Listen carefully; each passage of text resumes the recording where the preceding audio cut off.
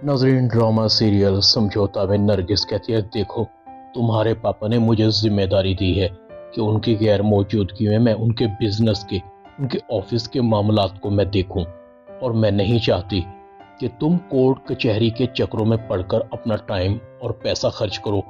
मैं तुम्हारे खिलाफ नहीं हूँ, फिर भी अगर तुम मुझे अपने खिलाफ समझती हो तो तुम दोनों खुद ही अपने दुश्मन हो।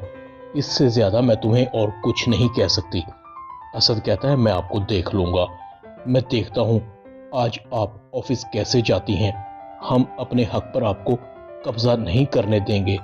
मैं तो शुरू से ही कहता था पापा से आपकी शादी के पीछे आपकी कोई बहुत बड़ी साजिश है, वरना आप एक 70 साल के बूढ़े से शादी क्यों करती जो बीमार भी हो और पता भी हो कि उसने कुछ अरसे बाद मर जाना है। ऐसे ही खामखा आप अपने आप पर बेवा का लेबल तो नहीं लगवाना चाहती थी। नरगिस कहती है, बस अब एक लफ्ज नहीं, मैं तुम्हारी बहुत बकवास सुन चुकी हूं, अब और नहीं। तुम्हें शर्म आनी चाहिए अपने बाप के बारे में ऐसी बकवास करते हुए। मान लिया कि मैंने तुम्हें पैदा नहीं किया, तुम्हारी सगी मां नहीं, मगर वकार तो तुम्हारे बाप हैं। तुम उनके बारे में ऐसा सोचते हो, तुम्हें उनकी औलाद कहते हुए मुझे शर्म आ रही है। मैं अब तुम्हारे मुंह नहीं लगना चाहती, चले जाओ यहां से। असद और जुहेब गुस्से से चले जाते हैं। जुहेब कहता है, असद भाई, आपको बाबा के बारे में ऐसी बात नहीं करनी चाहिए थी। अगर नरगिस आंटी ने बाबा को हमारी सारी बातें बता दी तो बाबा हमारे बारे में क्या सोचेंगे। असद कहता है, और क्या सोचेंगे, बाबा इससे ज्यादा हमें कितना नुकसान दे सकते हैं। इस औरत के सामने हमें जलील करवा के रख दिया है और तुम अभी भी इस औरत की तरफदारी कर रहे हो। जुहेब कहता है, मैं इस औरत की तरफदारी नहीं कर रहा, लेकिन हमें पापा के बारे में ऐसी बात करते हुए 100 बार सोचना चाहिए। असद गुस्से से चला जाता है। नरगिस की नजर वकार की तस्वीर पर पड़ती है। आपने मुझे वकार इम्तिहान में डाल दिया। असद और जुहेब मुझे अपना नहीं समझते, वो मुझे अपना दुश्मन समझते हैं। आपने मुझे अपनी बीवी का दर्जा तो दे दिया, मगर आपकी औलाद मुझे दिल से तस्लीम ही नहीं करती। शायद वो तो मुझे आपकी बीवी भी तस्लीम नहीं करते। वो समझते हैं कि मैं आपकी दौलत पर कब्जा करने आई हूं। मैंने तो सबको एक करना चाहा, इस घर की जिम्मेदारी, आपकी इज्जत और आपके भरोसे को अपने साथ से मुकद्दम रखा। मुझे इस बात का अंदाजा नहीं था कि आपकी औलाद मुझ पर शक करेगी, मुझे अपना दुश्मन समझने लगी है। इतने में नरगिस के फोन की घंटी बज उठती है। दूसरी तरफ सरमद था। सरमद कहता है, वो नरगिस आंटी, मैं सरमद हूं। नरगिस कहती है, हाँ सरमद, शानज़े कैसी है, तुम दोनों खुश तो हो ना। सरमद कहता है, जी मैं और शानज़े बहुत खुश हैं। शानज़े आपको बहुत याद करती है। नरगिस कहती है, शानज़े को किसी चीज की जरूरत तो नहीं है।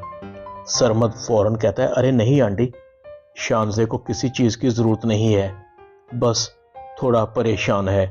उसके मुझसे शादी के फैसले की वजह से घर के सब लोग नाराज हैं ना उससे, इसलिए थोड़ा परेशान रहती है। हर वक्त आप लोगों के बारे में सोचती रहती है।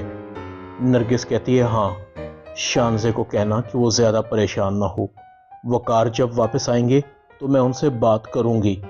नरगिस कहती है, सरमद तुम्हें कोई काम है तो मुझे बताओ। सरमद कहता है, अरे नहीं आंटी, मुझे आपसे कोई काम नहीं है, बस आपसे बात हो गई, मेरे लिए यही काफी है। मेरे दिल को तसल्ली हो गई। वकार अंकल के आने के बाद आप हमें माफी तो दिलवा देंगी ना। सरमद फोन रख देता है। इतने में शानज़े भी कमरे में आ जाती है। सरमद कौन था? सरमद कहता है, कोई भी नहीं, मैं अपने दोस्त से बात कर रहा था। शानज़े कहती है, मगर मुझे तो ऐसे लग रहा था कि तुम किसी को आंटी कहकर मुखातिब कर रहे थे। सरमद कहता है, हाँ हाँ, वो थी ना मेरे दोस्त की अम्मी, बस उससे भी दुआ सलाम हो गई, कह रही थी शादी कर ली और उनको बुलवाया भी नहीं। दूसरी तरफ असद जल्दी से तैयार होकर ऑफिस जाता है। आज नरगिस आंटी के जाने से पहले ही मैं बाबा के ऑफिस में जाकर बैठ जाऊंगा, देखता हूं मुझे कौन रोकेगा। मैं इतनी आसानी से नरगिस आंटी को अपने हक पर कब्जा नहीं करने दूंगा, चाहे मुझे इसके लिए कुछ भी करना पड़े। दूसरी तरफ महरीन कहती है, ज़ुहैब मुझे नहीं लगता कि नरगिस आंटी हमारे साथ किसी किस्म की ज्यादती करेंगी। मैं तो कहती हूँ बल्कि अच्छा ही हुआ पावर ऑफ अटार्नी अंकल ने नरगिस आंटी को दे दी। अगर यही पावर असद भाई को मिल जाती तो पहले की तरह वो बिजनेस को दिवालियापन की हद तक पहुंचा देते और पता नहीं कहां कहां घपले करते। ज़ुहैब खामोश था। मुझे समझ नहीं आ रही पापा ने सही किया है या गलत, मगर ऑफिस के लोगों के सामने हमारी इज्जत दो कौड़ी की होकर रह गई है। जैसे ही असद ऑफिस पहुंचता है, ऑफिस लॉक था। असद कहता है गार्ड ऑफिस को खोलो। गार्ड कहता है सर आप अंदर नहीं जा सकते, ये नरगिस मैम का ऑर्डर है। असद कहता है तुम मुझे नहीं जानते, मैं इस कंपनी का मालिक हूं। गार्ड कहता है सॉरी सर, हम मजबूर हैं और प्लीज आप हमें मजबूर ना करें। ऐसा ना हो कि नरगिस मैम के ऑर्डर के मुताबिक हमें पुलिस को इन्वॉल्व करना पड़े। बेहतर यही है कि आप चले जाएं या फिर नरगिस मैडम के आने तक इंतजार कर लें। असद गुस्से से चला जाता है।